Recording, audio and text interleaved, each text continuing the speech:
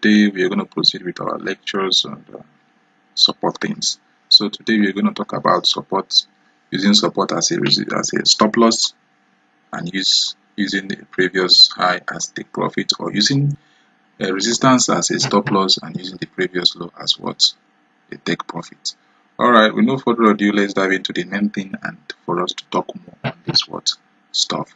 Alright, let's dive into the actual stuff. As you guys are seeing these pictures here, stop loss for what? Sell trade. Stop loss goes just above what? The high made by the market just prior to the what? Sell signal. Alright, now let me explain. Support and resistance areas are excellent places to put your stop loss, guys.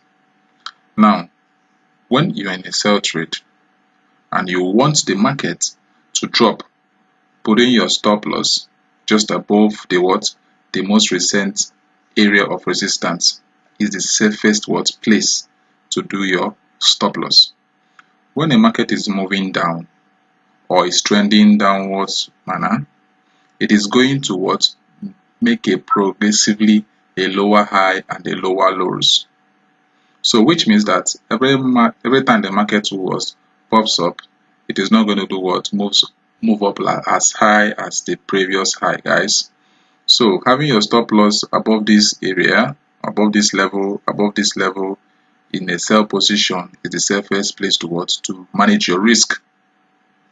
So if you have this sell signal here, your stop loss comes in here on the swing high. You have this signal here too. This is where you put your stop loss. This is your sell signal. This is where you put your stop loss. So you don't just put your stop loss, make it so tight, guys. You don't have to make your stop loss so tight that it will do what? It will just take you out immediately. So what you need to do now is to do what? Put your stop loss little bit above the swing high, which is the resistance, and also something applicable to here, please something applicable to this area too.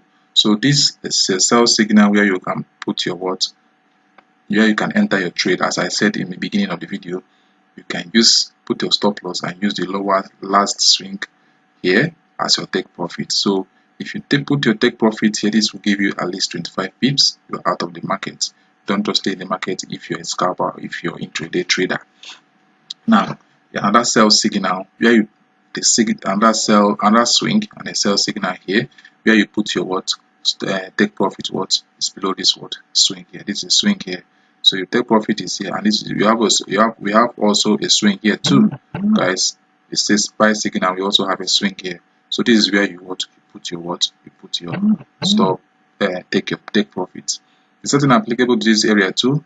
You don't put it close to it. You take it a little bit far, at least 3 or 4 pips or 5 pips, a little bit away from it. And this is a sell signal. You put your stop loss and take profit. What comes to the last swing here. First one, second one. These are still the same zone. The third one may be here for the last take profits. It's a typical example of if you are going short, if you are going bearish in the market, be it on any currency pairs. So any level of resistance is where you do place your stop loss. Now let's dive into the buy scenario. Now take a look at this. Stop loss goes just below the low made by the market just prior to the buy signal. This area similarly explained in this sell one. This is the buy scenario, guys. Now for buy trade, you put your stop loss here just below the level of support. Same thing, level of support. So but little bit below the level of support. Don't make it so tight here, little bit below. Now if you place your stop loss here, your take profit will be will be the last will be this last previous swing here. The same thing applicable to here, as I explained it before about on the sell pattern. Take profit should be here or here. So the same thing here. So on this buy scenario, we have low, higher low, higher low. So we have a low here, higher low, another higher low here too. So the market is what is bullish in nature. So even if you use your trend line, guys, it's, you can also have a way of getting your own signals, guys. Now I think I've explained it clearly for you guys to understand about using support and resistance area to place your stop loss and also put your take profit. Support area, put your stop loss a little bit away from the support area. Buy signal, your take profit should be here. You get up on the market. This one again here, boom, a buy signal. You enter a trade, you have a little drawdown. Your take profit should be what? This swing high here, and the market hits it. Then another buy scenario, this one here. For example, if this one is a buy signal and you enter trade and put your stop loss here, basically this will take you out. So if you win 2 trades and you lose 1, you are still in good trends, guys. So that is a typical example of how you can enter trade. And if you want to enter, you make sure you have there's a PD arrays in these areas. This will be in the next lecture. Alright, this is the typical example of how you can place your top stop loss using resistance and support areas.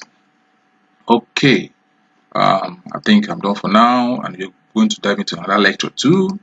I want to make it short so you can be able to understand and follow it clearly. Alright, this is your boy ZagaTech FX. Don't forget to subscribe, like the video, click on the bell icon. Anytime the video comes in, you can be able to get little knowledge and refresh your brain. We'll learn together, we'll grow together, we'll make money in financial market together. Thank you guys, and God bless you. Signing off.